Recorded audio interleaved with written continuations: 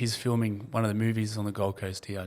Yeah, right. I saw him in James Street the other day. They were setting up, they were filming that. All of James Street was cut off. They were doing some scene for a movie. Bro, there's so much stuff happening on the Gold Coast. It's ridiculous. Yeah. Have you seen what's happening over here at Miami? Yeah, they had like a big setup there last week, big rocks, and I don't know what they were filming on the beach. Yeah, right. We're here, bro. We started. We're going to kick off. Addy's giving everyone the fucking shut the fuck up. All right, ladies and gentlemen, welcome back. With me today is one of my good friends and brother, Tristan Boyce. Tristan I met him maybe 10 years ago. We're bloody well-known basketball legends here on the Gold Coast. Tristan's a business owner of multiple businesses, has been growing up, fitness freak, bodybuilder, and father, and just well-known community man. And welcome, my brother. Thank you. Thanks for having me. Yeah, well, quieten down everyone. I know. It's good to be on. Awesome, brother. Mate, so much to talk about. I feel like I feel like I should have had this card going before. We'll just get into a flow, mate. We're double focused today, ladies and gentlemen. We've got a couple of herbal teas here, but we've put double tea bags in them today. So we're double strength. We're here. Yeah, we're ready. We're focused. Yeah, that's what I do, bro. I just look at the size here. I'm like, no, one tea bag's not enough. Oh dear. No, I've been training for a long time. Yeah. Let's get into it, brother. Right. I've known you for a while, mate, but I haven't really known. I feel like I know parts of your story, man. But I want to go back, bro. Sure. Where are you from, man? Like where are you from? So born in Melbourne. Yeah. And then got a twin brother, younger brother, so two brothers. Beautiful family, great upbringing. Yeah. Moved up here when I was 22 to the Gold Coast, and been here ever since. So just turned 40, so I'm getting old now. Yeah. But yeah, so kind of created a life here, and kind of where do you want to start? Where do you want to, I gotcha. delve into? Why did you move here? So, do you want me to take you right back when I was young? So, I've always been into fitness, into training ever since I was in my teens. Yeah. On bodybuilding.com, where you look up the top trending training programs and nutrition, and like ever since I was probably year 8, year 9.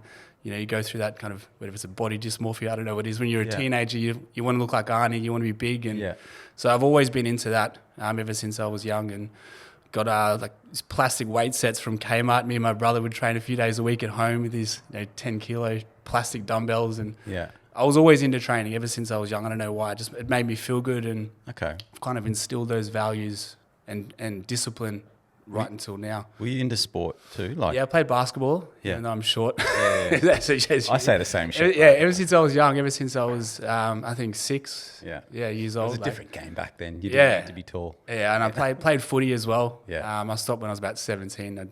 I was always the smallest guy playing, so I'd get belted around a bit. And I suppose that's when I found my love for training. I suppose it's a self-discipline. Yeah. And I enjoyed the structure, the routine, and obviously the changes and the progress you got along the way too. So kind of resonated with me and fell in love with it. Yeah. So you came up here because of it? No, so when I was finished school, I did my Cert 3 and 4 in fitness, and I did a triple diploma in business, sport and recreation, and event management. Right. Then wanted to go into the PT side of things. It was 2005, so quite early days. And then was coaching at a local YMCA gym, and also at another gym as well. So I was doing about 40 sessions a week, and just enjoyed helping people. I suppose that's always been my passion, as well as seeing people get results and feel better about themselves. I was only 20 or even like 19. And I've always loved helping other people ever since I was young. And worked part-time. Well, I competed. So I got into bodybuilding early. I did my first natural bodybuilding show when I was 22. Wow. Yeah. So as I said, I've always been disciplined, and I got to a stage where I was changing my physique. I was looking quite good. I was probably 19. It's like, I wonder if I could maybe, I met a guy at McLeod YMCA, so where I was PTing. Yeah. His name was CJ. I remember he was from Canada. Yeah. And he competed. He did bodybuilding. I didn't really know much about it, but I'd always watch the Mr. Olympia, and you watch Ronnie Coleman and all these guys, but I didn't know much about if anyone competed or how the industry worked. Yeah. And this guy had just competed in, it's called AMB, it was Australian Natural Bodybuilding. So that was up here? No, this is back in Melbourne. Back in Melbourne. Yeah, so this is probably about 2007. Right. And he was just telling me about competing. You should compete. It's so much fun. It's the discipline and training. I said, well, I'm eating pretty good in training. I'd love to give it a go. What do I do? Like, I didn't know if there was competitions or how it worked. So he introduced me to a guy called George, and he owned a gym down in Melbourne called Definition Fitness. Okay. And he coached some athletes to compete in what was called the ANB, so Australian Natural Building Federation. And he ran courses to go, and he'd teach you what to eat, how to train, and then eventually you can potentially compete. Right. So I went to a workshop. It was like a full day, and I learned a lot about food. It's obviously lots changed about the industry now. Like, no one talked about counting calories, and you just ate chicken and rice, and wait till I tell you kind of what I've been eating for some of the shows. But I learned a lot about competing. I thought, fuck, I'm going to give it a crack. Why not? Yeah. So there was a show coming up in 14 weeks, and a guy was there who was actually a coach. His name was Mark Atobre, and he's a legend. I've still talk to him now, like 20 years later. Right. And he said, look, I'll coach you and one of my mates who wanted to compete as well. He'd never done it before as well. So let's do it together. It'll be heaps of fun. I don't know. I had no idea what to expect, but I knew I loved training. I knew I loved eating well, and I thought it was just a goal, just something to try and achieve. Yeah. So I'd train with him once a week, and then we'd do posing after. Like, I wouldn't have a clue how to do any of the poses, but he'd teach me how to do the front double bicep, front lat spread, and all your symmetry poses. That was so new to me, but I just loved how the body could change and adapt to how your nutrition was, and you start to see progress. I just fell in love with it. So some of those were the most grueling fucking sessions. You have no idea. Like, most sessions I'd spew. Like, it was intense. Yeah, right. I look back now. Obviously, What, the actual posing or training? No, the training. The way that he trained us to like absolute fatigue, like absolute exhaustion. Like, I remember looking like the first few years I made unreal progress, but I trained. I look at how people train these days. No offense, but in the main gyms, and everyone trains like a pussy. Like, I train fucking. I do walking lunges with 30 kilos, and I actually could not get up and doing another lunge. I'd just collapse on the ground and feel like I'd pass out. And that was almost every session. Right. We trained to absolute exhaustion, but it yielded really good results, even though my food probably wasn't what it should be, because I wasn't as educated, and I was just eating chicken and vegetables and oats for breakfast, just old school. Nothing was measured. I just kind of fueled my body. But obviously the training, the stimulus I was putting on, and how hard I was training, my body was responding, and I was still quite young as well. Right. So, it got to like a few weeks out, I was getting excited for the show. And my first show I competed in was a junior. Also, I was in the juniors, so I was aged 22. Yeah. We competed in Melbourne. It was called the INBA, and the next day was the ANB, so two natural federations. Yeah. So natural bodybuilding mean like obviously no enhancements, no steroids. So, which I was young. I'm not going to take anything like that. So there's a tested federation and untested. So IFBBs, obviously bodybuilding where you can take enhancements like steroids and you won't get tested. So this is the natural federation. Okay. I competed, and I won both shows. On Saturday I won junior. It was like junior Mr. Victoria. Yeah. Then competed the next day, and I won that show as well, junior Mr. Victoria. Wow. So I thought I've actually, maybe I can make something out of this. Like, I've done really well in my first show. I've beaten everyone, and I had really, really solid legs. Like, I always had big legs. Yeah. But even when I was young, I didn't. So right. I grew them within a 2-year period, where I had probably almost the best legs on stage against some of the masters, like the 40-year-old guys. Yeah, right. And that was just through my hard training sessions over a few years. So 2 weeks after I won both of them, flew up to the Gold Coast, competed in the Australia competition as a junior, and I won the whole show. So wow. Yeah. Fuck. Got the best junior in the whole of Australia in my first year competing at 22. And then you were just hooked. I was, yeah. I got the bug for it. Obviously, that had a really great effect to my coaching or personal training. So people look at a personal trainer, they want to kind of not emulate them, but they want to see them as like an inspiration and someone that obviously, if he can change his own physique, he can change our physique. Yeah, of course. So that helped boost my PT business. Yeah. And then at the first show I competed at, ASN was there, which was the sports supplement company. Yeah. They just opened a store down in Richmond. Right. And they saw I'd won the junior competition, and they came up and said, "Do you want to be a sponsored athlete through our company?" I was like, "Yeah, how cool is that? Like, yeah, whatever. What do I need?" Yeah. So I got some T-shirts, and I got like a 15% off off discount. Cheering. And heaps of referral cards. Obviously, the guys like, try and send heaps of people in and make us lots of money, and we'll give you a little bit of a discount. Yeah. And that led into working every Sunday. So I lived in Warrandyte, so eastern suburbs in Victoria. Right. I drive to Richmond. It's about an hour drive. Yeah. And worked the Sunday shift in the supplement store. Wow. Australian Sports Nutrition. Yeah. And after about 4 months, like I got a lot of my friends to come in over the weekends and made some good sales. And the owner of the whole company, Simon's like, he called me, he goes, would you want to move up to the Gold Coast and manage our Mermaid Beach store? Right. I was like, shit, I don't know, like it's scary. Like obviously all my family's down in Melbourne. Yeah. I knew no one up here. So it was a big jump. And I had obviously my coaching business, had a lot of clients I built up as well. My twin brother, like everyone's down here. Yeah. But I suppose something just resonated and like, why don't I just give it a crack? I'm 22. I've got nothing to lose. I've just done really well in bodybuilding. Like I didn't want that to be a career, but this could potentially be something exciting. Yeah. So I said, sweet, let's give it a go. So he flew me up to the Gold Coast. And he hooked me up with a place to stay. What year roughly would that have been? 2009. I moved up. Okay. Yeah, started 2009. Yeah. So I moved up, and then so I was in charge of the ASN store in Mermaid Beach. I didn't really have too much business experience, like I'd been coaching, but and I'd obviously done my diploma in business, which isn't much, but I had hustle, I had drive, I wanted to be successful. I didn't know a heap about supplements, but I knew a lot about training and nutrition, and I was taking protein and creatine and the basic supplements. Yeah. And I suppose I saw an opportunity to really have a crack at something, maybe make this into something successful. Yeah. So within 6 months, like I'd kind of 4x'd the turnover just by hustling. I'd be doing taste tests in the morning at 6 a.m. at boot camps with my referral cards. Come in ASN, I'll look after you with your supplements, and I'd obviously give them nutrition advice, training. I'd add that extra, bit of service. Yep. I'd go to every single night. I'd go to gyms.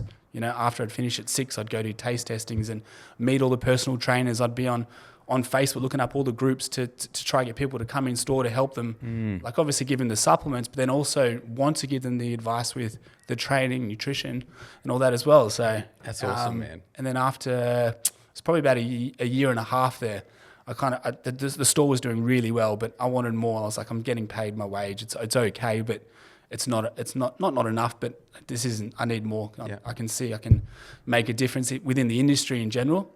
So I said to Simon, who's the owner of the whole company, I said, we've got two options. Either I'm going to move back to Melbourne and open up a gym with my brother, because I really wanted to do something with him. Like I missed him, and he was working down at a gym in Melbourne, right? My twin brother.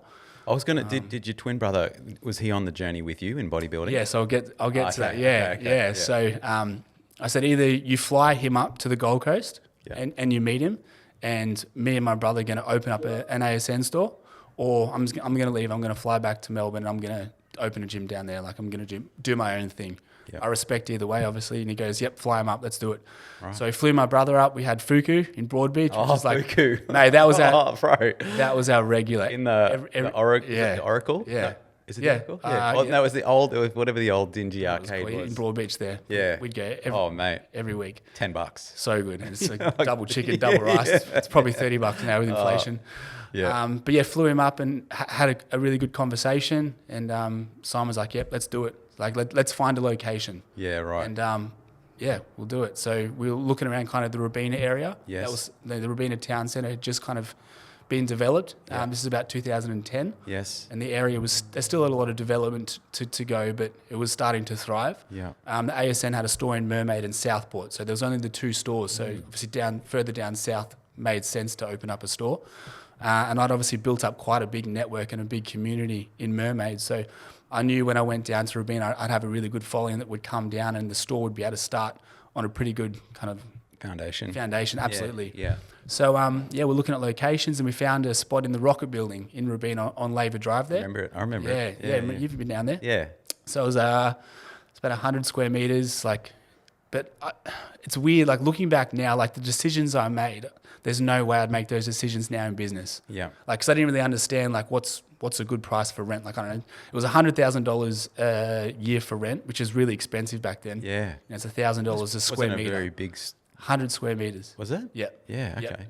Almost 0 foot traffic. Yeah. Because it's not it's a destination store. Like, Yeah. the only reason you go there is. But it was to new, see. right? It was new, but yeah. you could there's not people walking past Correct. like in a shopping center. Yeah. So you had to rely on building a quality network of customers that come into your store. Right. Like they come in to see you. Yeah. They're not coming in just to buy some protein. Yeah. They know ASN Rabin is there. Yeah. So we found that space, and I'm very fortunate. Mum and Dad took out a line of credit on their house because I didn't have. Shout out, mum. Yeah, and dad. shout out, mum and dad. Because obviously, well, for me and my brother, like it took a lot because obviously very very conservative, beautiful parents. But Yeah. I understood that. Like they're like, well, it better be fucking successful or else we're screwed. Yeah, right. I was like, trust me, I know I'm going to do well. Like I've already made X amount of this store. Like I know I can replicate this in my own store, and having Jay come up as well. Yeah. So yeah, we spent an absolute fortune on the fit out. Looking back as well, I didn't even understand. I said, fuck, I'm going to make it work. I don't care how much it costs. I know it's going to work. Yeah. So it's kind of cool. Like that's like the discipline I take in now. Like when you're young, you don't care about the price. You just think, I know I've got a passion. I know I'm going to make it work. Even though looking at like you do what I did. That jump, I'll land it. You do what if you do what I do now, you go bankrupt in 6 months. Yeah. I'm telling you. Yeah. So we opened it up, and then we had it paid off in almost a year. Yeah. Wow. And then from there we opened up another one. I met Ben and Joel, 2 good mates in Gladstone. Yes. And me and my brother and them went into business together and opened up the first ASN franchise store in Gladstone. Right. And then the year later we opened one in Rockhampton, and then Toowoomba, and then Mooloolaba. Wow. Yeah, so we had 5 stores by kind of 2014. Yeah. Yeah. So and then the rest is history. Like we kind of built a successful brand. Yeah. And I was able to kind of leverage some coaching on that side. I still always did that on the side. Yeah. Because that's always been my passion as well. I've always loved doing that. Yeah.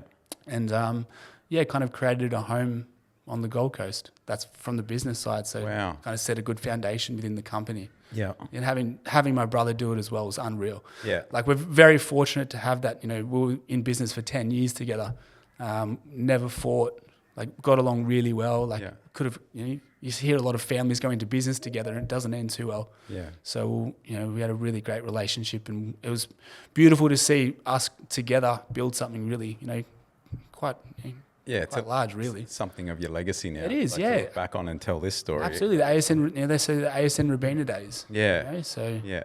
Is your bro still up here? Yep. So he's got 2 girls and a boy. Yeah. And he's in Rabina, so he's close to me, and Yeah. I see him all the time. He's my best mate, so it's awesome. So what happened in that era?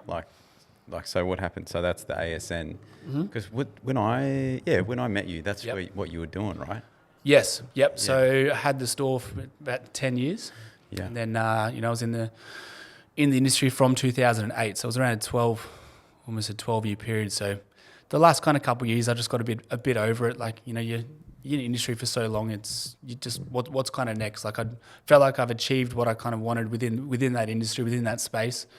So I sold my stores, parted ways, and then just got into full-time coaching. Yeah. From home at a garage setup. Yeah. And just was coaching clients from there. Just needed just a bit of a break and almost like a reset. Like I did that for so long and did really well, but just wanted to kind of start fresh, and that was almost like going back to my roots for a small period of time. Yeah. And then from there, created a furniture company, which turned into a multi-million-dollar company as well. Yeah. Wait, we'll get to that. We'll get to that. So and like how ASN now, is it still around? It'd be probably close to 40 stores, I think, now. Is it really? Yeah. Yeah, right. Yeah. I know it's a tough industry now, like bricks and mortar stores, like everything's online. I suppose also I knew there was only there was an expiry date on your bricks and mortar stores. Yeah. The online was taking over. Yeah. When we're kind of midway through our 10-year lease, I knew it was only a matter of time until it's going to become very saturated, the industry, and online just going to kill it, and you're paying overheads like rent. It's not going to be sustainable. So I'm glad I did get out. Like I think the industry is struggling a lot now with those stores. Right. Online, fine, obviously, that there's people are going to always want supplements. Yeah. But I think the game's changed a lot than when we were kind of, I suppose we call it the heydays, 2012, 13, there wasn't a whole lot of competition, but also we'd built that culture within ASN and also ASN Robina. Like people knew they were coming to see the Boyce Bros. They were coming to see me and my brother. Yeah. You know, it was a destination store. It was a place people wanted to come and kind of be part of. It was very cult following, like in a positive way. Like, but it did have like this foothold on the market. I remember, like I can remember the brand before I even knew you. Sure. And yeah, man, it was as you say though, times have changed, right? And I suppose like now, like when people used to come into the store, they're like, I'm looking for a protein powder, or nowadays someone will just go, yes, sweet, these are the options we've got. Yeah. Me and my brother will go, okay, awesome, no way. So what are you doing at the moment with your training? Run me through what you're looking to achieve. Yeah. What are you eating? Okay, maybe we could change this and this, and we get a notepad. We'd jot down some pointers on how to achieve their goals, and that would build customer rapport. Yeah. But it wasn't like we're trying to force a sale down someone's throat. We'd be actually talking about their goals, what they're wanting to achieve, like just being honest and just trying to be helpful. And I suppose that kept a lot of customer retention and people coming back, as opposed to just trying to sell a product. You go in nowadays and people say, what do you want? Yeah, sweet, no worries. It's all just transactional. Yeah. And that's the industry in general, I feel. So that's how we were able to be so successful, was being real, authentic, and actually wanting to help people. So if I want to come back, because I know I'm going to get great advice from these guys and support. So I'm going to be a part of, them helping me achieve my goals. Yeah. Yeah.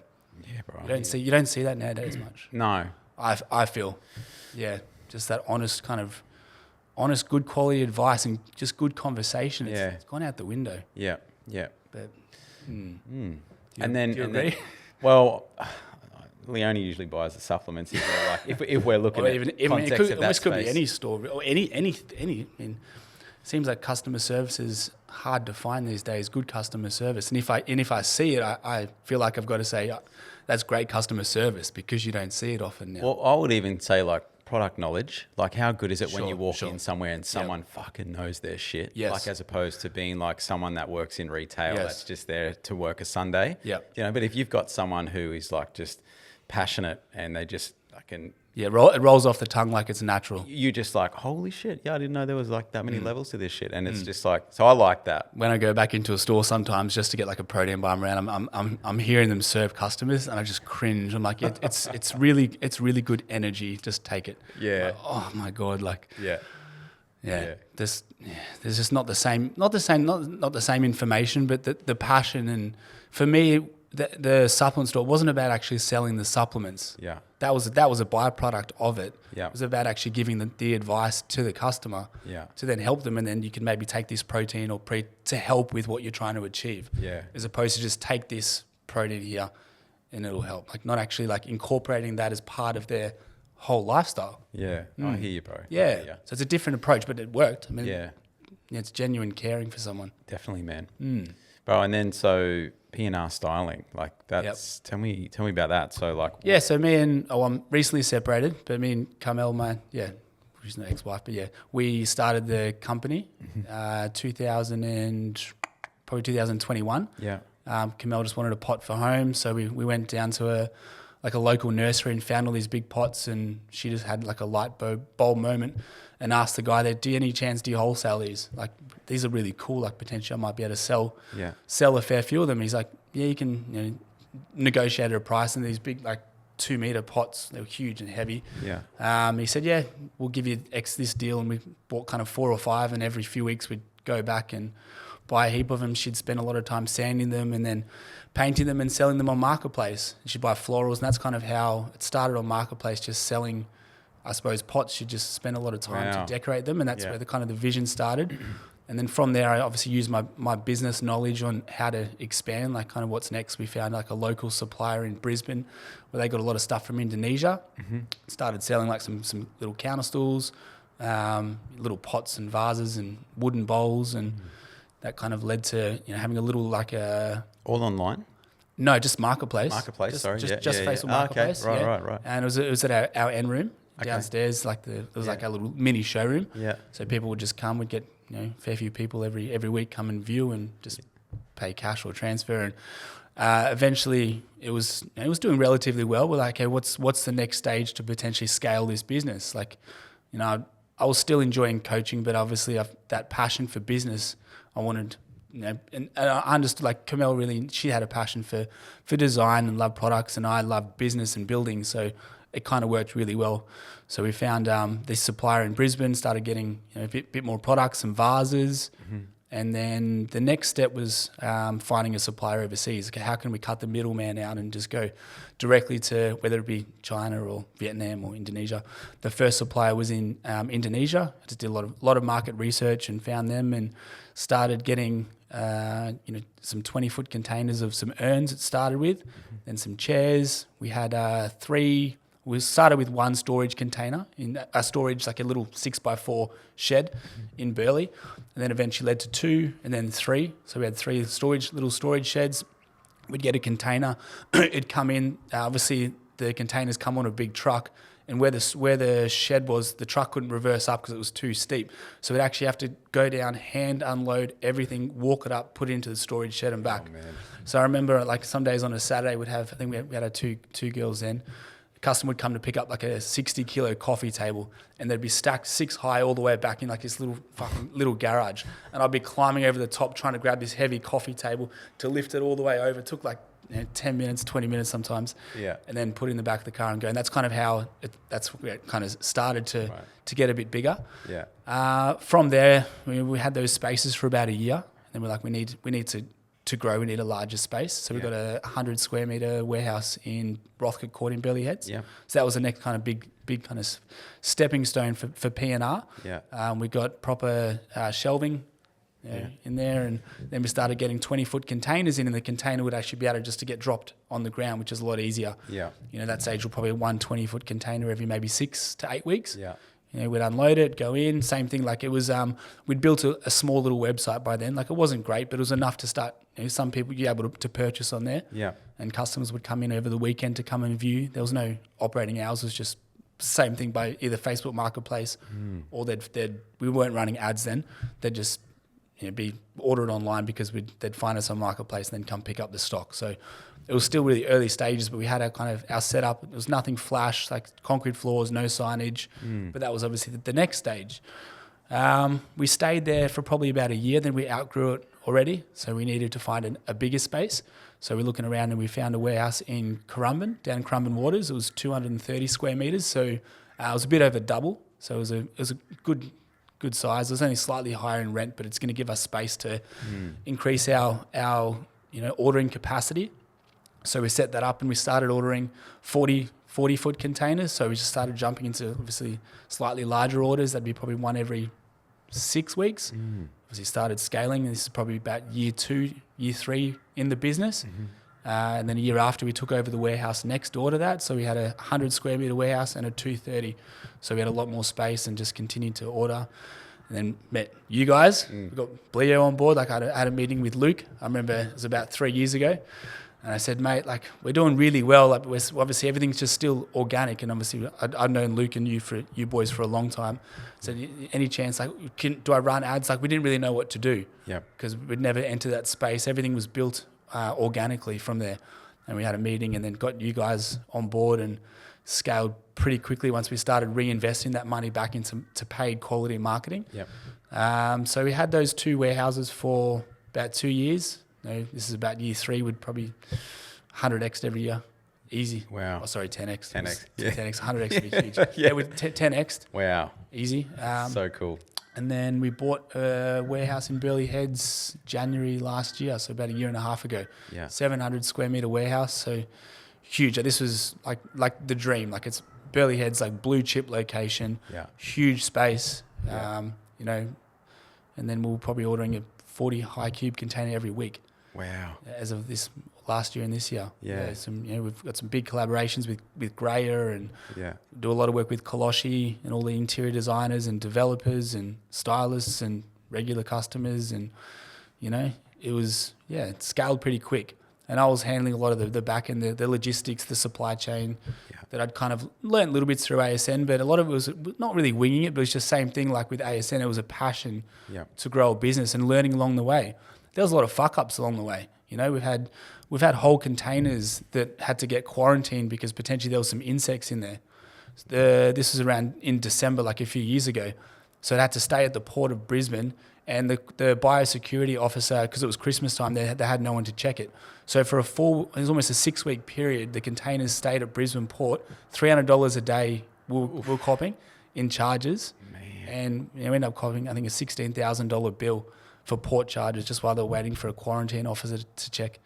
And then we've had waterlogged containers, we've had broken stock. Like, it's hasn't been an easy run, but, building a business is not easy. There's always going to be little speed humps along the way, but managed to build quite a successful company. And man, it's kind of the story of the business. And P&R stands for Port and Reeves, so daughters.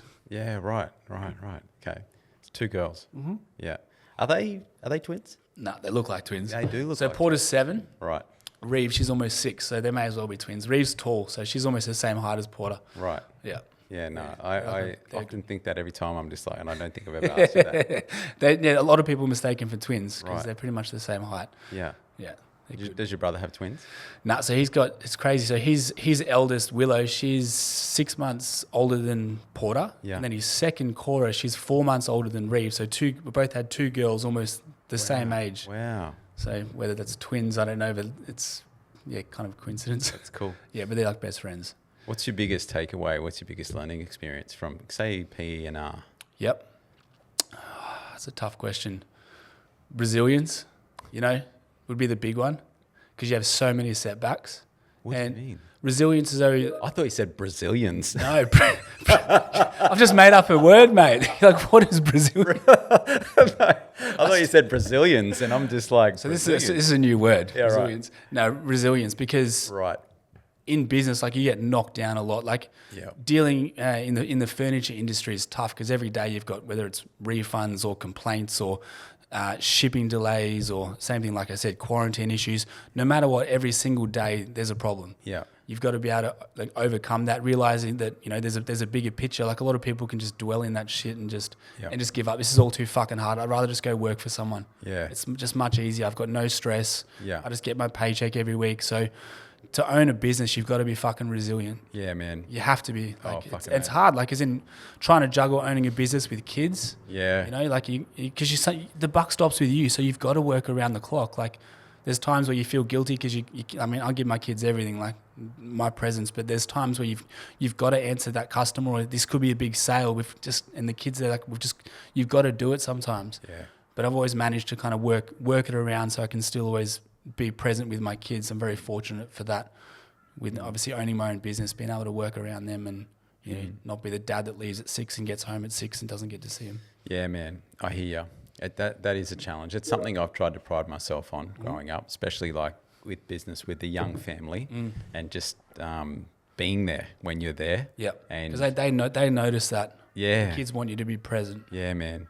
It's it's crazy. Like, and that's probably my biggest advice to any dad too. Like, whenever I talk to them, they're like, "Oh, what's one piece of advice you give me?" And it's always just be present. Sure. And that's so fucking easy just to say that. Yes. Because like, and it's usually, it's easy to be present when shit's good. Yeah. But when shit's burning down around you and you've just got all this shit on your mind, and then you go home and it's like, fucking leave that there. All right. Yeah. What have you done today? Yeah. Let's fucking draw.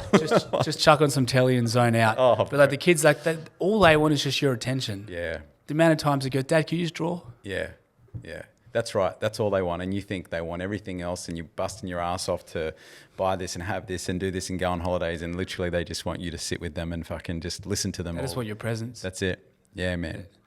Bro. Okay, I tear up all the time whenever I talk about the girls. Oh, they're so good. That's so good, brother. Tell me about it, man. Tell me about them. They're the best, man. Yeah. Fuck. You know what it's like. Yeah. Being a dad. Yeah. Being tough. Yeah. They give you purpose. Yeah, man. Yeah. This is real. This is real. Yeah. It's fucking... Oh, they're so good, bro. Yeah. I love my girls. Where did you go, bro? What did you just think about then? Being a role model for them. Yeah. Yeah. It's important. It is. It's everything. Yeah. Everything. Your kids look up to you, man. Mm. Yeah. Yep. Setting an example for them. I think it's the most important role in the world is being a dad. Yeah. See, this just comes out naturally. That's good, But it's brother. good. Like my kids are my world, man. Yeah. I know you know. I can see it. Yeah, I know that. I know you know that. Yeah. But yeah, like you said, like creating a life for them doesn't have to be all this money. It's like what I've realized is those first years in their life, I feel you being present, you've molded like a really special relationship with your kids, and that'll last a lifetime. Yeah. Yeah, those first few years. Absolutely. That's what I said before. Like I'm very, very grateful to be able to be very present with both of my kids. Like through right till now, like I don't miss a fucking school event, anything. Yeah. Like work, if it's about them, like work goes to the side. Yeah.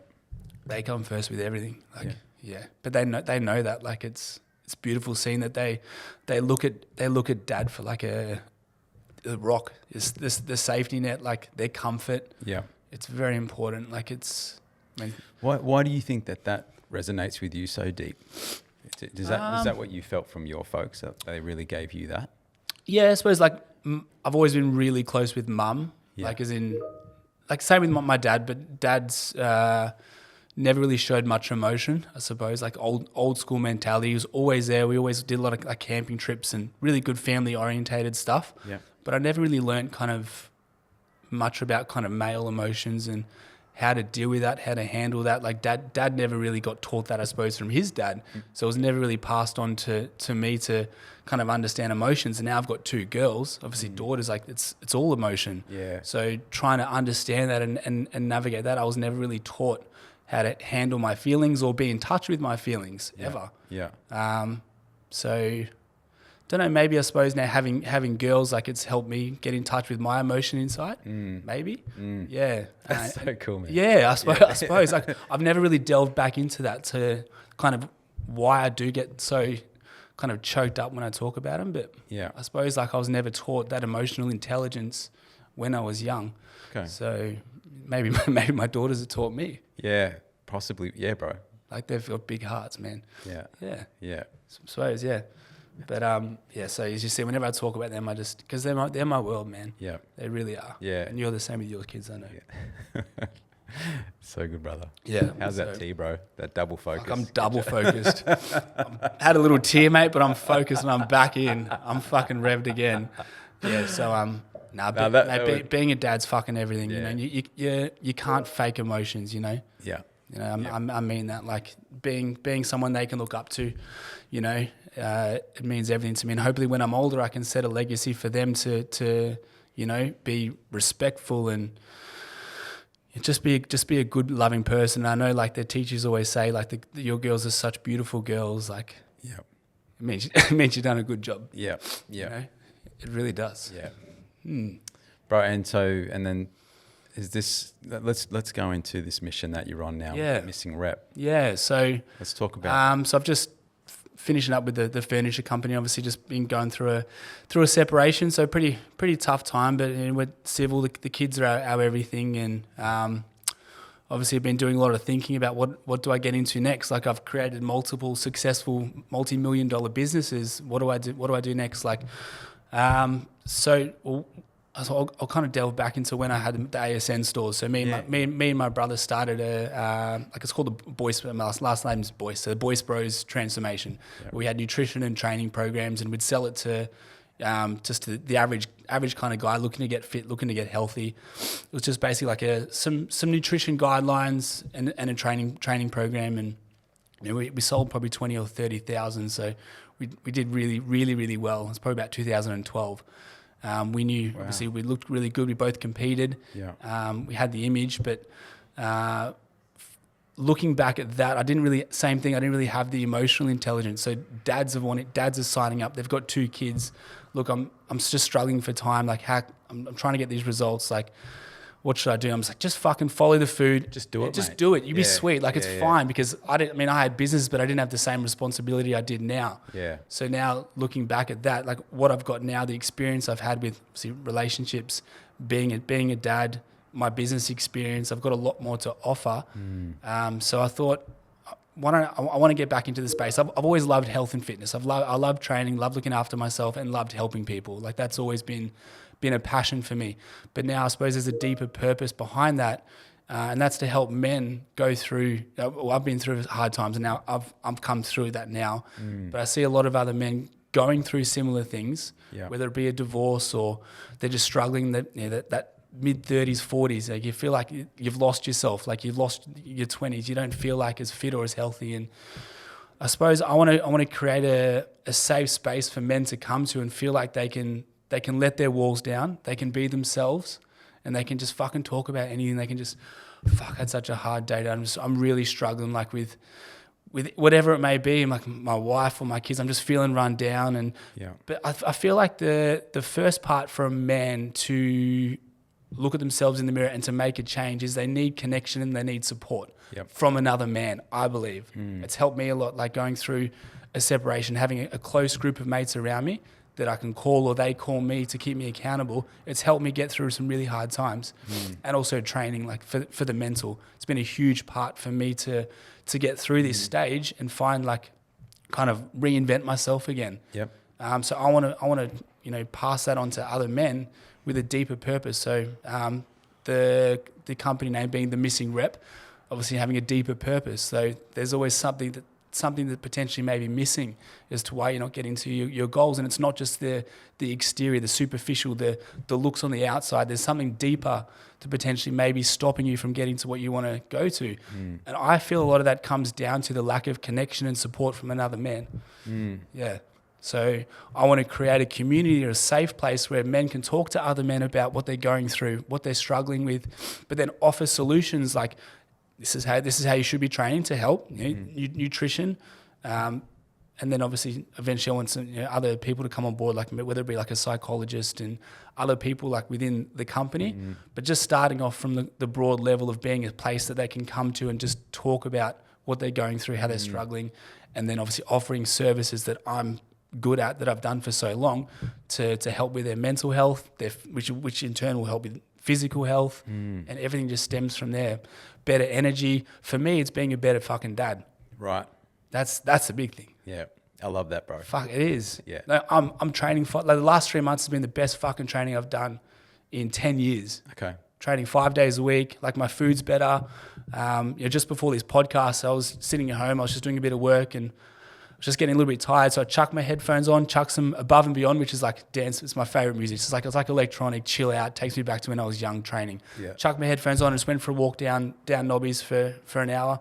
And came back and I felt so great. So movement just does something to the mental. It just fucking just makes you feel just so much better. Just that, whether it's outdoors or at a gym. So I understand the importance of movement and exercise for the mind, but I feel it stems from connection and support that a lot of men are lacking. And from there, once you can kind of just delve into that and just get them to release. Like, the first time I cried was 2 years ago. I'd never cried before that. Like, yeah, I'm being serious, 38. Wow. I remember, so one of my best mate, T, he's a warehouse manager for P&R. He's a fucking legend. Yeah, I met him. Yeah, very, very, very in touch with his emotion inside. Right. I think he's got 4 sisters, so yeah. He's having a hard time with his personal life, and he just cries every now and then. We'd be off to do like a table installation at a customer's house, and we'd just be talking about life, and he'd just start bawling out and just start crying. I said, "Fuck, it's all good, mate." Like, I didn't know how to handle it, but I was there for him and talked to him, and I really thought it was beautiful that he was able just to let his emotions out, be comfortable to do that in front of me. Yeah. And then after that, he's like, I feel better now. Thank you for listening. It's like, that's really powerful. And he helped me to open up and to let my walls down and to feel things. Yeah. Be vulnerable. Be vulnerable. Yeah. And it's fucking made such a big difference instead of just holding on to all this negative emotion. What do you think? Like, because you're not, it's not like an odd thing for guys. It's so common. When I say not be vulnerable, but not to cry. Yes. Right. So that I would say that's common. Why do you think? Like, yeah, it's still that negative stigma though. Like, you're being a weak, being a pussy. Like, just you're the fucking man of the house. Like, just get on with it and do your thing. Which I understand. Like, you've got to provide. You've got to, you not be tough, but you've got to set an example. But if you're bottling in your emotions and you're not letting it out, and you're just actually not being a true version of yourself, then you're doing a detriment to your own mental health. Yeah, you are, because everyone's holding on to something, whatever it may be.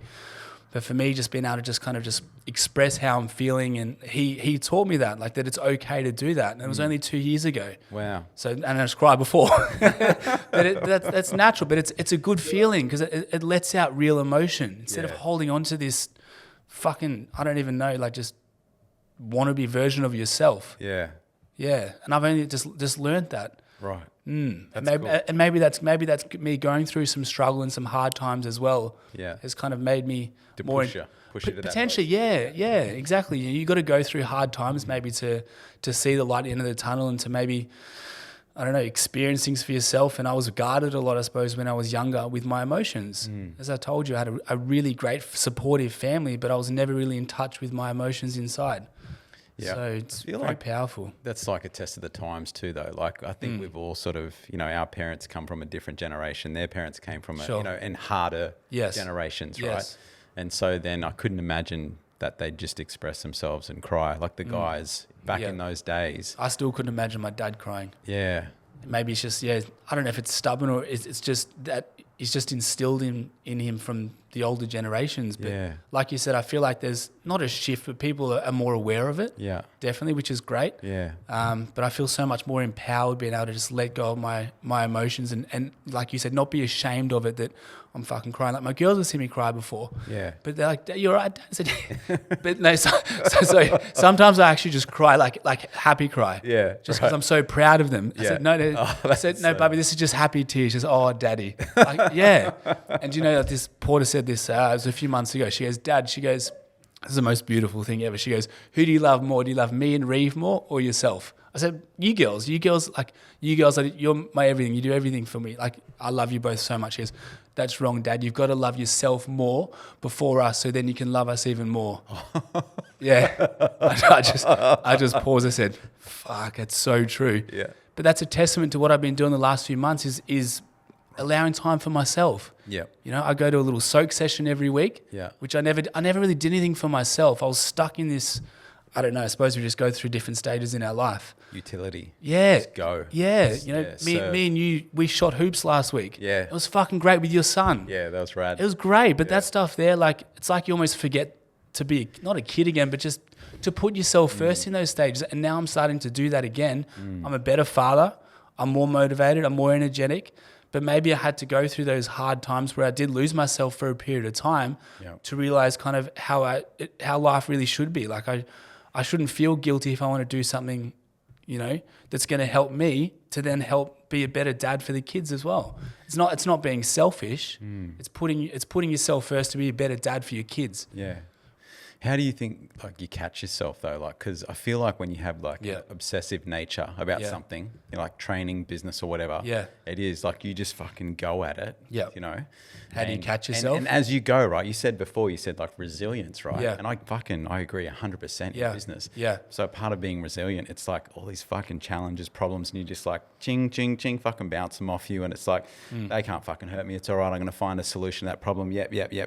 Yeah. So you almost fucking just become tunnel vision. You're almost numb to drama because you're so used to just bounce off it. Yeah. Absolutely. Yes, right. and you have so it almost, there's this polarity, right? Where you're saying, but it's so important to find yourself and your emotions. Yes. But you've got to have that if you walk into that game of business. How do you catch yourself, or what do you reckon to balance yourself? Do you know what I mean? Yeah. Well, how do you become aware? Do you know that's funny you say? So with a man, you don't just become aware. Like it happens over a period of time.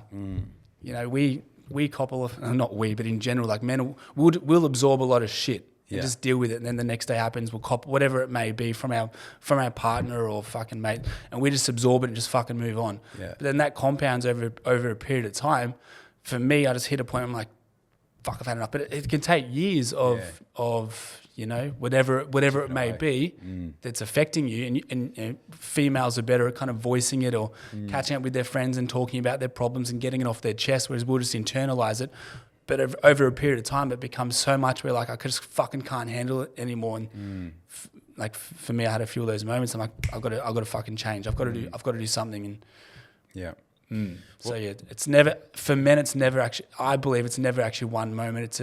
It's a prolonged period of time of moments along that time where we just get knocked down so many times.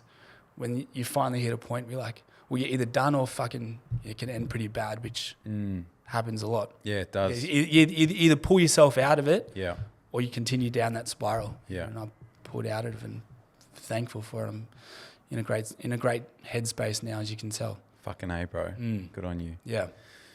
Tell me what part training has played for you in all of this, like all of this shit. Tell me, is there ever a training session you've done that you feel worse when you finish? Never. Yeah. Yeah. Yeah. But also there's still got to be a level of discipline there. Like then that stems from when I was young. Right. Like from when I told you when I was 15. So when I trained at home with my brother, then it was in year 10. It was me, my brother, and two other mates would train at the school gym twice a week after school. No one else trained there. We were in year 10. Wow. I remember we'd do bench press and leg press and Wow. legs. Young, we were 15, turning 16. Yeah. But we fucking loved it. Then we went and did footy training. Yeah. But we did that all the way through year 10, year 11, year 12. And I suppose that just formed a foundation to, how training makes you feel. Yeah. Obviously physically, like you're going to be more, more motivated and feel good about yourself if you look good. Yeah. But it wasn't so much about the mental then because you're young, you haven't got too many problems or responsibilities. Yeah. But now a big reason for training is for the mental. Mental. Because I went through a stage for a couple of years, like just back where I was probably training once a week, or the worst training I've done. Like there was obviously other factors there as well, Right. but that affected. Like I wasn't depressed, but I was always in a pretty shit mood. Yeah. I was just more tired, run down. I'd make poor decisions with food, probably drink a bit more as well. Yeah. But now I'm back into the routine of getting good quality sleep, eating a bit better. Like I don't track my food or anything. I'm just mindful with what I eat. Yeah. And adding my training back in again. And it has such a profound effect on your natural energy levels every day. You feel better, clarity, sleep is better. Yeah. But obviously things like you've got to think like when you get older, like people get to their 60s and 70s and think, fuck, I better make a change, osteoporosis, so I better start doing something. Yeah. Whereas thinking about in your 30s and 40s, why don't I think about actually longevity now? Yeah. So when you get older, like you can keep up with your kids and then your grandkids. So my kids are a big reason why I train as well, because they're energetic. They don't stop. Yeah. So I want to be able to still run around with my kids and kick the footy and be active and have energy for them. Yeah. Also myself, but for them as well. Yeah. And when I'm not training or eating well or my sleep shit, like you're just lazy and you just don't feel motivated and you haven't got the energy to keep up with your kids. Yeah. So a big reason apart from yourself is to keep up with your kids as well. Yeah, man. It doesn't have to be weight training. It can be anything, any sort of exercise. Obviously, weight training, there's so many benefits. It can be at a gym, at home, whatever. Yeah. Any sort of exercise has still got a positive effect on the mental and for your energy, for your kids, and for yourself. Yeah. Tell me about the discipline of it, brother. Like, because I'll tell you some of the diets I've done when I was young. I'm thinking about people that are listening to this, right? That are in they're probably struggling with something, and all right, yeah, cool. I know I've got to train, but like, how normal is it to fucking not want to train? Like a lot of the times, but then the benefit of still doing it, like touch on it with discipline, right? That's the hard part is for people making a start. Because I had that period for a couple of years where I felt like I'm never gonna. I don't want to get back to close to what I was, and I'm not going to. That's okay. That was just a phase in my life. But I felt like it's gonna be. How am I ever gonna get back to training? I've got no motivation, no drive, and I suppose for me it took a series of events that kind of triggered me just to get back into it. Whether it was I did look at myself in the mirror, I was like, that's not me. It wasn't a light bulb moment, but there was just. I was noticing more things about myself, like my energy wasn't my normal self. I didn't feel or look good. Like I wasn't, I suppose, as positive with anyone, with friends. Like, so for someone, basketball court, on the basketball, that's always been terrible. I've always had a shit jump shot. You know that. We just get in fights and push people over. That's what I'm talking about. Yeah, because I couldn't shoot. You were the best. But I know what you mean. Like the hardest part is telling someone how you're going to feel if you do it. Right. Because unless you actually do it, or you make a start, then you don't know. I suppose that's why I want to create. Well, I've been creating. I've already the business is already running now for the last few days. But is for people that don't know how to get started. There's just fucking lost. There's so much content out there. It does get very, very confusing. So for the average. It can be a male or female, the average man that I'm focusing on that doesn't know, I don't know what to fucking eat. Do I eat chicken and broccoli? Is that the healthy thing to do? What should I be training? I don't know. Just starting something is better than nothing. Yeah. But to have a place where they can feel comfortable to go and start, like to go to like a fitness cartel or an EMF, it's so intimidating. Like I was telling my mate the other day, like that's 1% of the population. Yeah. You're thinking, the fuck, everyone looks pretty good, but that's 1%. Like you think everyone just trains. They don't. Like the Gold Coast is still very fitness orientated compared to all of Australia. Yeah. But there's so many other people out there that they don't know where to start. Yeah. So I want to just try and simplify it. You know, you don't fucking start. You got to start counting calories, this and that. No, like it just gets too much for the average person that's a dad or a mum that's got kids, a busy schedule. Yeah. Let's maybe make a few little changes just to start. Yeah. But I suppose like I want to be a platform where they can come to me and I can give them some really simplistic advice to start. Yeah. And then stem from there. Yeah. Yeah. Yeah. I hear you. Because it is hard because there's so much out there. It can be very confusing.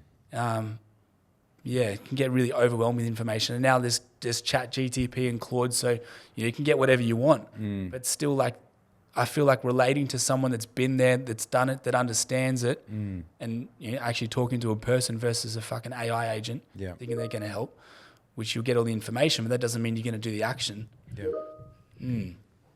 Yeah. I'm just going to see if I can stop that. I don't even know what that's coming through. It's not mine, is it? No. Let's see if that stops it. Sorry, gang. I'm in the office and back. Fucking just shit's popping off. Double focusing with that T. Nah, that still didn't do it. Is it your laptop?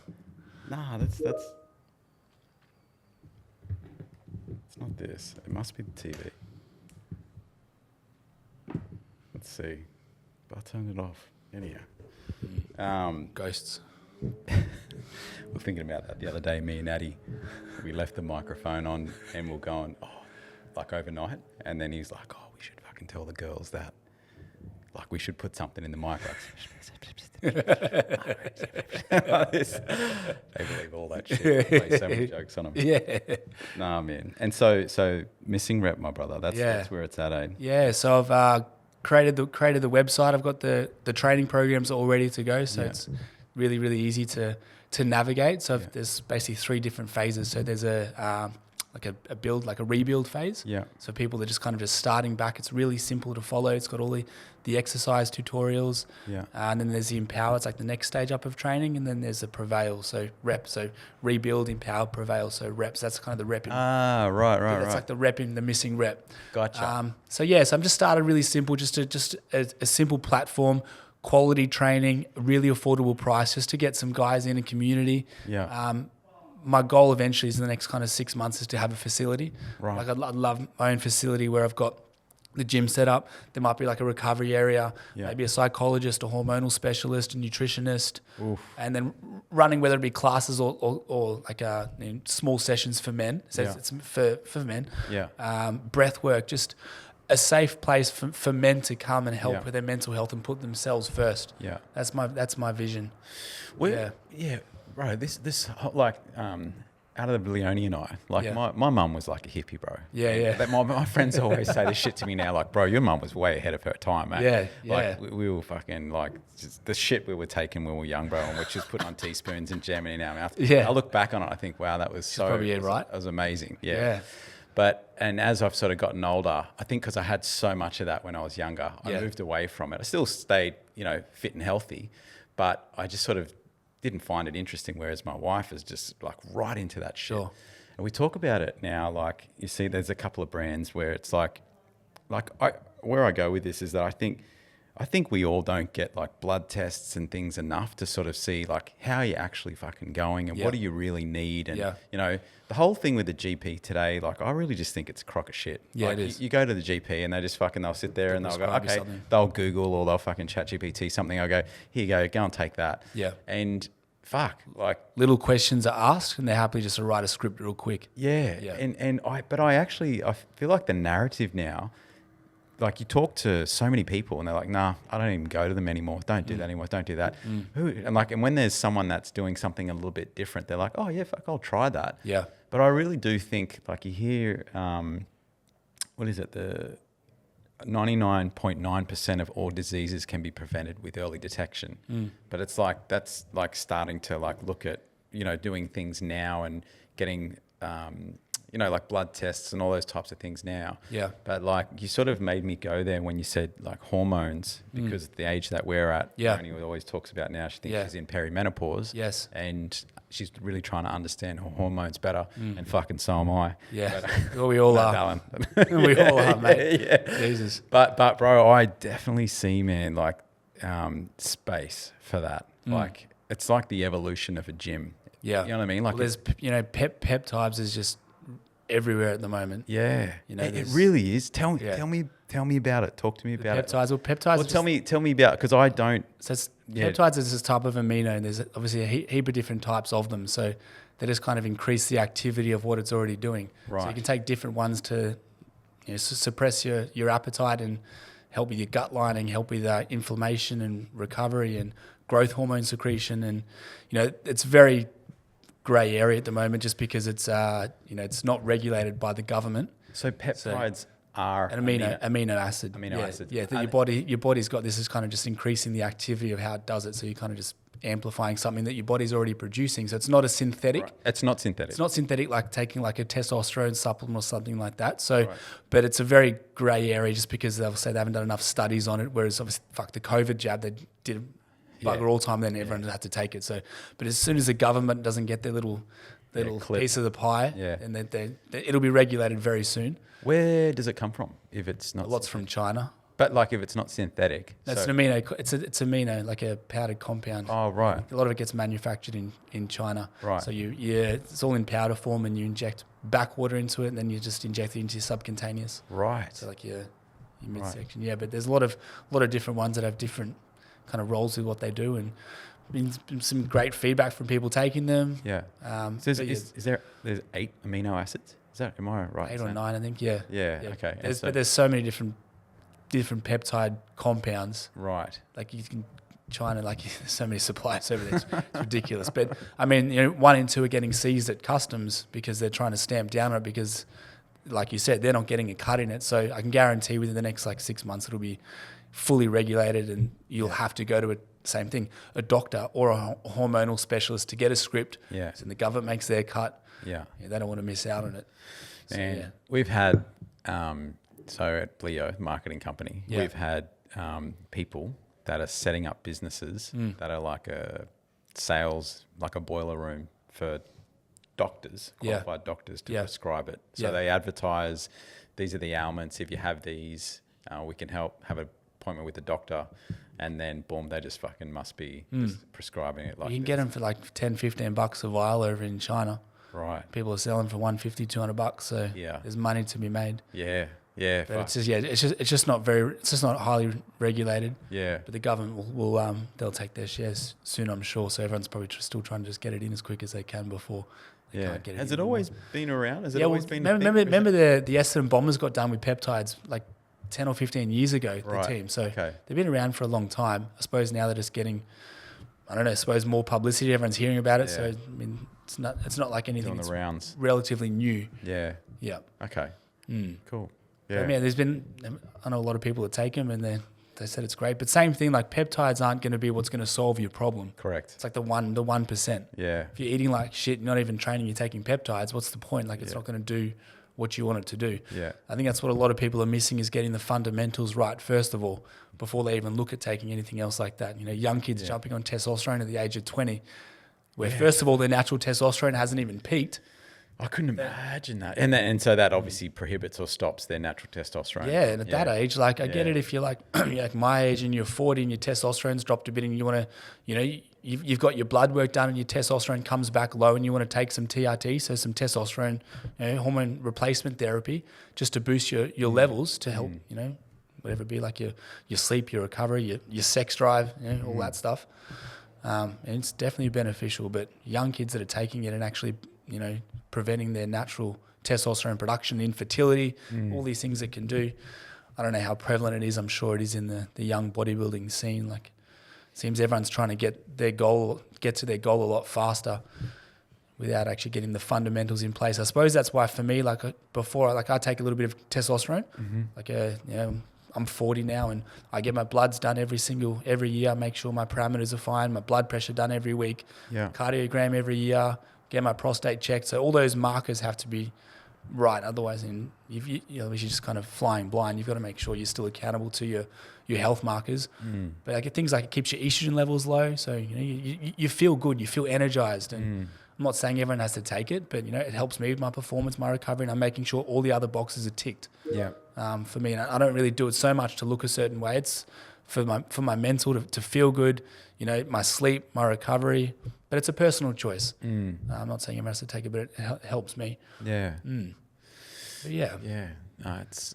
I've always, I've heard about it fucking being here on the Gold Coast as well. I mean, after 25, like your natural testosterone production drops every year gradually. Right. But saying that, like if you've got a really good diet and you're training hard, like sometimes there's no need to do it. And you get your bloods done, your testosterone levels are fine. Yeah. Beautiful. Yeah. No problem. Yeah. But guarantee, like most men in like their 30s or 40s, their testosterone levels are low. Yeah. They've done studies over the last 20 or 30 years. Like people's testosterone levels have dropped like over 100%. Like it's huge compared to in like the 70s and 80s. Just because we're lazier, we're moving less and we're eating more shit food. I think I heard that on the Rogan podcast. He said like it's like a 60% increase in. It's like the average 30-year-old male now has the testosterone like back. The average 6-year-old now, the average 30-year-old now is probably like a 60-year-old back in like the 80s. Yeah, 70s. that's what they said. Yeah, something like that. There was some scientists or something, and that's fucking crazy. Yeah, but it's true though. But it just comes down to people moving less. Yeah, everyone wants convenience, and we're just lazy in general. Yeah, yeah. I noticed it at 35. I reckon, like just from training in the gym, like I could not have to train much. Sometimes I'd come out, I'd have like this fucking pump, I'd feel great, and just wouldn't even have to train much to keep like good physique. Sure. And then fucking like 35 comes, and then it's just like, fuck, I've got to downhill work quick. so hard to fucking get like I don't even think I can get there now. Yeah. Like for me now, like to do like what I did like in my 20s, like heavy deadlifts, heavy squats. Fuck that. Like my my lower back's been cooked for 2 weeks. I'm not even been training that heavy, but I understand there's things that I lack, like that flexibility that I know I should be doing more of. And I said to my mates the other day, I might start doing yoga once a week, or I need to start doing something because my hips and my glutes are so tight as you get older. Like you got to look after those other things. I can't keep training heavy all the time and neglect my flexibility and those things, because it catches up on you pretty quick. I look at talk about missing rep, and people or fathers or anyone that need to be doing more of it. Like I do see people that for whatever reason, like they're not fit, and I just sort of think, how the fuck do they do it? Like I'm like, but I feel like they think that's just the norm. That's just how dad's going to look, which sucks because it is like the norm now. But if I'm like, I feel like I'm pretty fit and healthy, but if I'm like, oh fuck, I'm sore and I've got no energy today and this and that, I'm like, man, I couldn't think what was last Friday? So you have a few drinks. I work too, man. Yeah, I know. But you have a few drinks. Like you're right. Like you've got to look after your health as you get older. Like we've got responsibilities. We've got kids. You've got to provide. And I feel like being in tune with your training, nutrition is actually even more important now than in like our 20s and 30s. Big time. Yeah. Like I was saying, for your mental health, to keep up with your kids. Yeah. Longevity in our own lives as well. It's even more important. You drink coffee? Yeah. Yeah. I love coffee. Don't swear at me. As soon as up at 3 o'clock and waiting double shot. Yeah. Okay. Yep.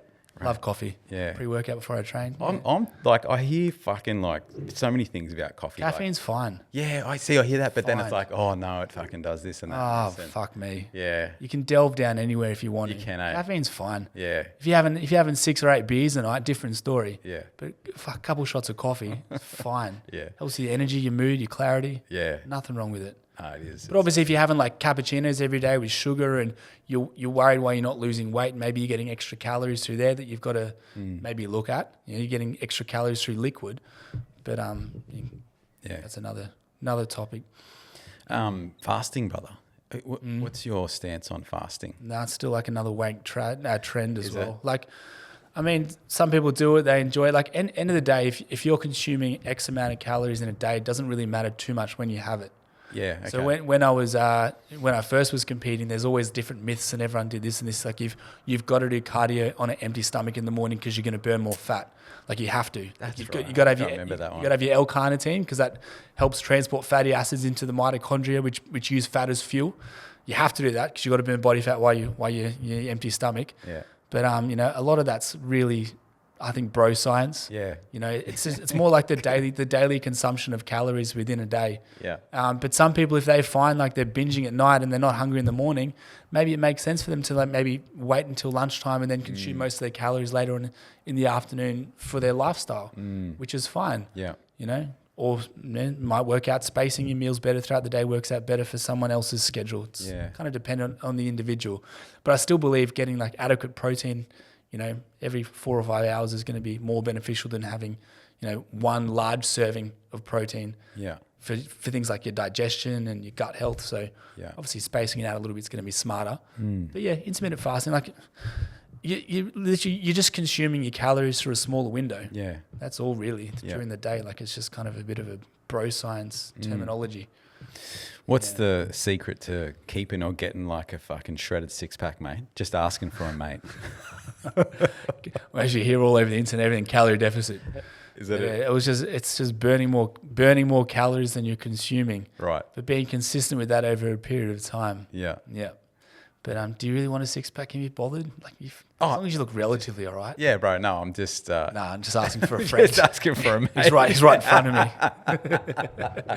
At the end of the day, like your stomach area there, it's just body fat surrounding your abdominals. And then for most men, that's our stubborn area. Yeah. That's where we hold it. And that's the last area. You can have, your delts popping and back and legs, but you've still got that stomach fat. It's like the last area for most people to get rid of. And as you get older, obviously your metabolism slows down as well. So it's harder to get rid of that stubborn fat there. Yeah. But when I was competing, like at my prime, like I was 4% body fat. Like I was absolutely dialed. Yeah. Wow. But that was just for a purpose. What age group do they have bodybuilding competitions? Go up to like masters, like 60 plus. Yeah. Right. Yeah. There's guys competing in their 70s, 80s. Yeah. Very few.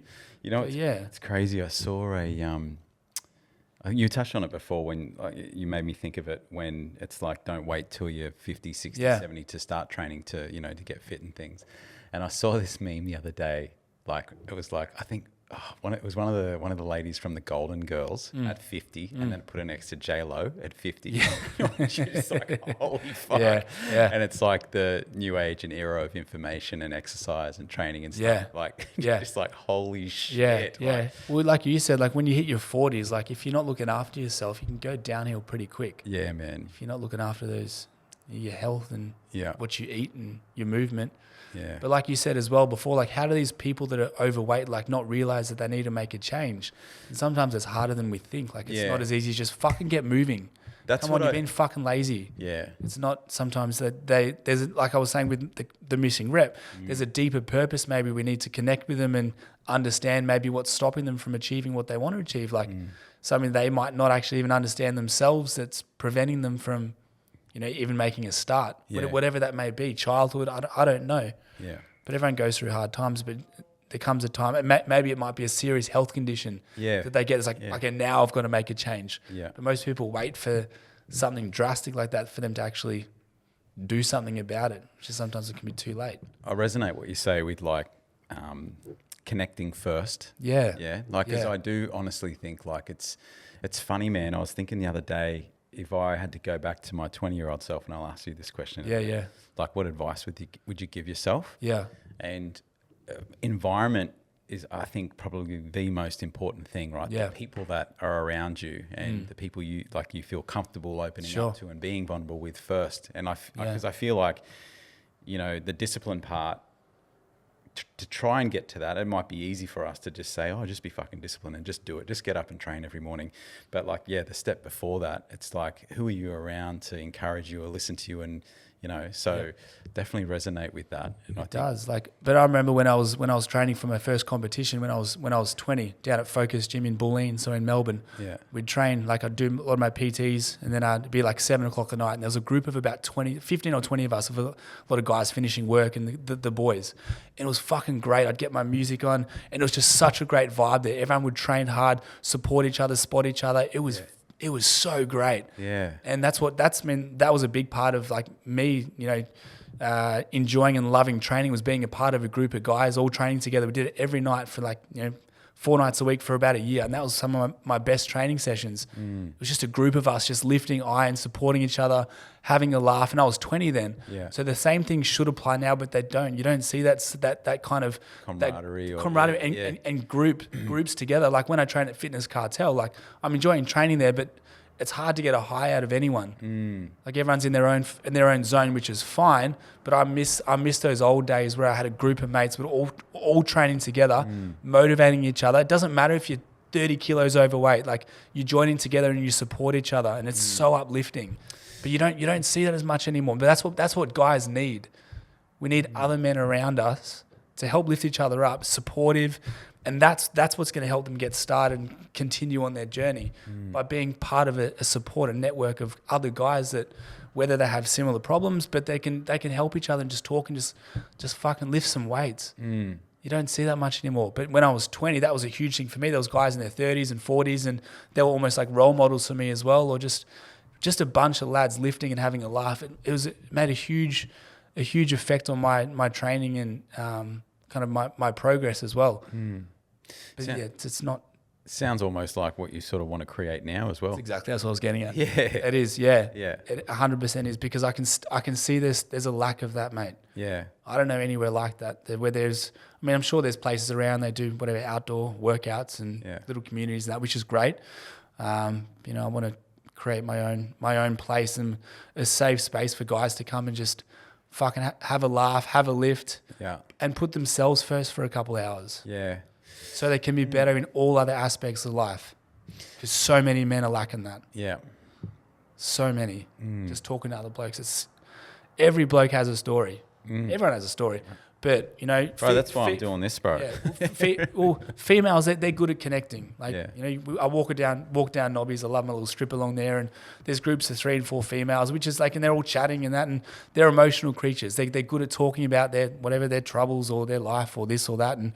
It's rare you see blokes doing the same thing. There's some which is great, but not to the same effect as, I suppose, females. Yeah. I feel we need to do that more. Like groups of men just talking about like our day, what we're struggling with, but in a safe environment where we can do things that are going to help our mental, like training, whatever, hot cold therapy, sauna, meditation, breath work, yoga, with other groups of men. So you don't feel like intimidated or you're doing something that's a bit gay. No, it's not. It's helping your mental. It's good for you. Yeah. Stop that stigma that it's, yeah. You can see it's a passion. It's a passion for me. Fucking A. Yeah. It's awesome. I feel there's a lack of that. There is. Like you said, camaraderie. There really is. I was thinking about it though, like even at the gym I go to now. But you're at Snap. Just here, yeah. And I'm like,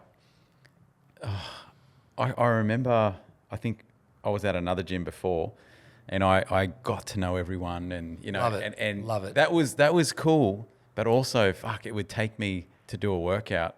I'd be talking to everyone, and it would take me 2 hours or so, and I'm just like, fuck. And so then when I came here, I said to myself, I was like, I'm actually consciously not really gonna meet anyone because I just want to come in and fucking train. And for most people, like it's your time as well. Like I still love training, put my headphones in, I do a session by myself, and that's definitely still got a place. Absolutely. But so I understand what you're saying though. Like I also miss that too, because that was something really cool I got into, was the community of calisthenics when it was here. Yeah. With what were they doing? The AMPM. Yep. Yeah, I remember that. And it was rad. Like everyone would just go down, they'd be in the sun, they'd hit the bars, they'd fucking train. And that vibe, like that's the same vibe. Yes. And it was epic, man. But that's like when we played basketball for a couple seasons. Yeah. I look forward to that every week. That was like my one thing. I was pumped. I really was. I was so excited, to have a run down on the court, just something a bit competitive, and we just have a bit of a laugh after. And it was great. It was rad. Yeah, it was heaps of fun. But, it's like when we get older, we forget about doing that or doing anything doing stuff, for ourselves. Yeah. So yeah, man. kind of get a bit lost in just day-to-day life and think that's just how it's got to be. Yeah. But it doesn't. No, man. Adventure, brother. I'm big on it, hey? Like, I'm just like, and, you know, one of my mantras is like, that's something that I want to instill in my kids too. It's like, just get lost in adventure. And because I really do think you find yourself. You know, and if you can do it and share that with someone, and I guess that can be like sport or anything like that, really. It's something that just you know, just stimulates you and maybe scares you a bit sometimes, but you're active, you're out, you just, you know. Being slightly uncomfortable or doing something maybe you haven't done before. Yeah. It'd be like a walk down Springbrook Falls or I don't know, just getting out in nature or just doing something maybe you haven't done for a bit. Or nature's a big part of it, I think.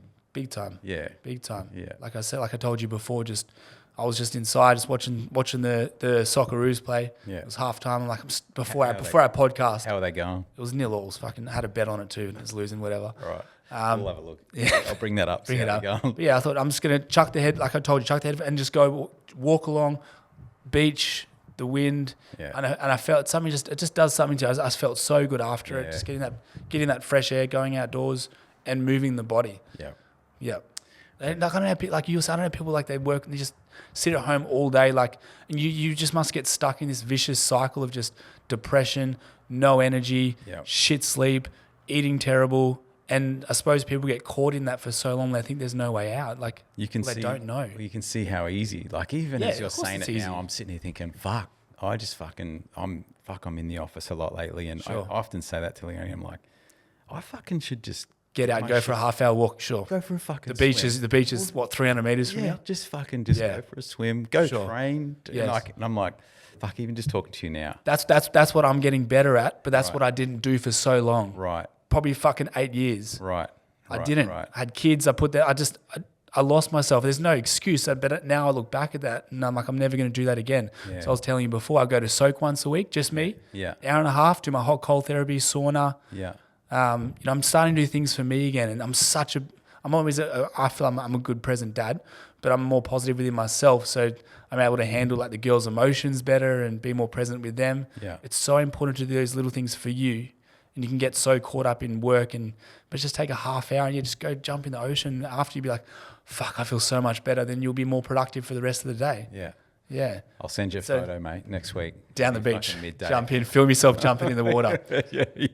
You're 300 meters from the beach. Bro, I am like, I have an affinity with the fucking beach, man. I'm there like most days. Yep. I stopped swimming though, just in this like little cold snap. You're such a soft. I'm bitched out, eh? But do you know what? So when I first moved up here and managed that ASN mermaid shop, it's in Venice Street. So it's the same thing. It's like 300 meters from the beach. Yeah. And I would have gone there maybe once in a year and a half. Yeah, okay. That's because, like I told you, I was so focused on building that business up. Yeah. But I suppose I was young, it was a bit different. Myself was just training, and I was so dedicated on that, on competing. Yeah. But now, obviously, things have changed a bit and just doing some things that actually make me happy. Yeah. Well, they made me happy, but like appreciating things in front of you. Yeah. I get it, brother. Yeah, man.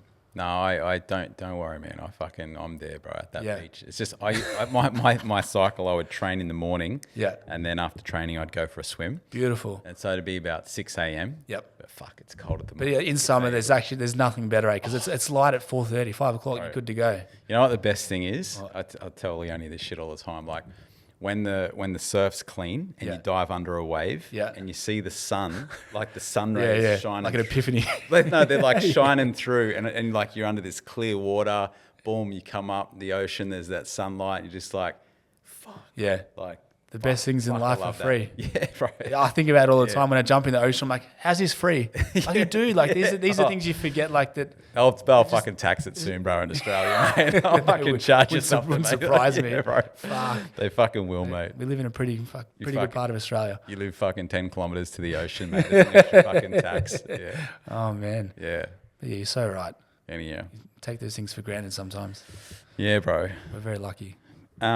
While I checked the fucking Socceroos, how they went. Oh, yeah, because I think it was like 10 minutes to go when I came here, so it was 0-0. I was going to ask you, bro. Yes. What is advice you'd give your 20-year-old self? Do you know, it's funny you said that. So, look, my 20-year-old self, like, I was pretty much doing the same thing as now. Yeah. I just, like I told you, I lack that emotional intelligence. Yeah. So I'd be, I suppose, but that's just come through experience. So I'm more in tune with my emotions and other people, and that's just through what I've been through, relationships and family, kids. So I look back at my 20-year-old self, and I'm proud of what I've achieved and what I've done. And I was very disciplined. I've kind of built a life that's got me to where I am now.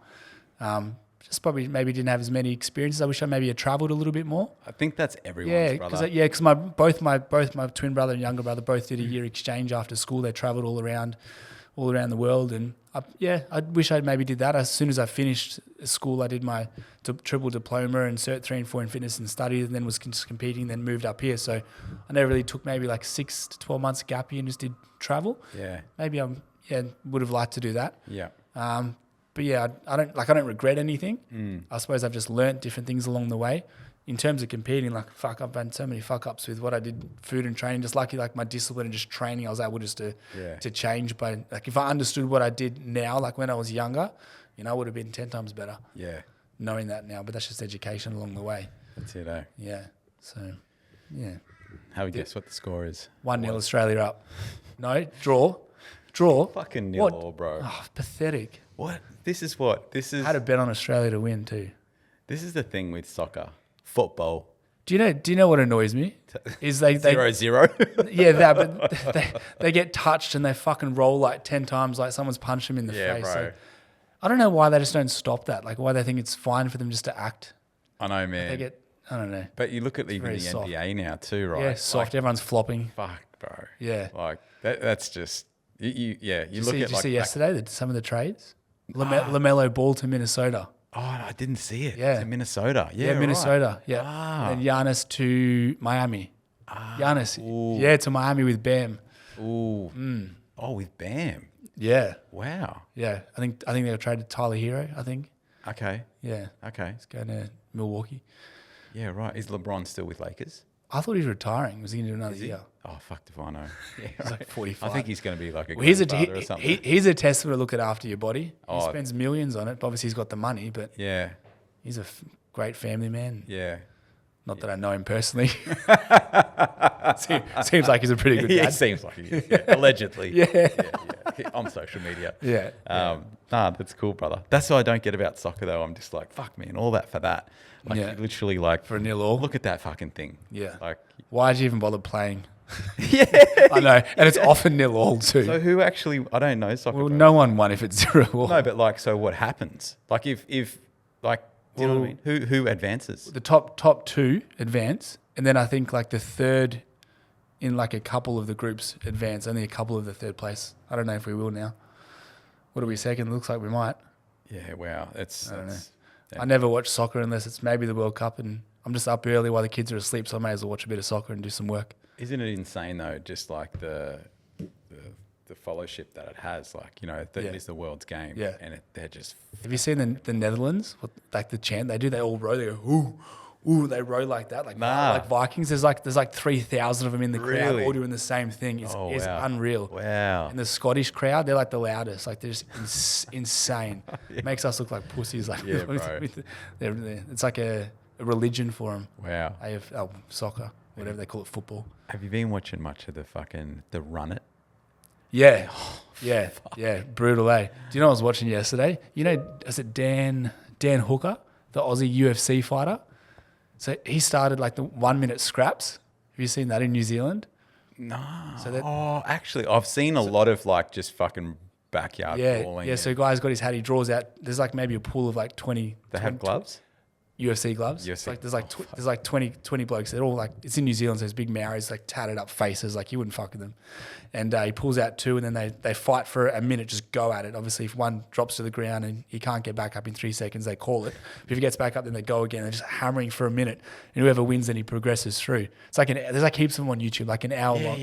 Yeah. There's like 30 of them. Then it's knockout, and whoever wins, I think they get 50 grand. But it's called like 1 minute scraps. Yeah, bro. It's going viral on YouTube. Run It. Like it's pretty cool. I see a lot of it, man. Like a lot of these social self-promoting brawl, like whether it's boxing or, you know, and the crowds they're getting, it's insane. They're turning into these little promotional companies. Yeah. Well, it's like that. It was that slap slap on Dana White. Yeah. I think it's gay. Yeah. Oh, yeah, I think. Not a fan. Not a fan. Yeah, bro. No, I think fuck same. I'm just like that's fucking shit. But nah, man. Bro, is there anything else you wanna say? Like if like is there a message that you wanna? I think we've kind of like delved into most of it. Like it's just for me now. It's almost like I got like a third phase of life.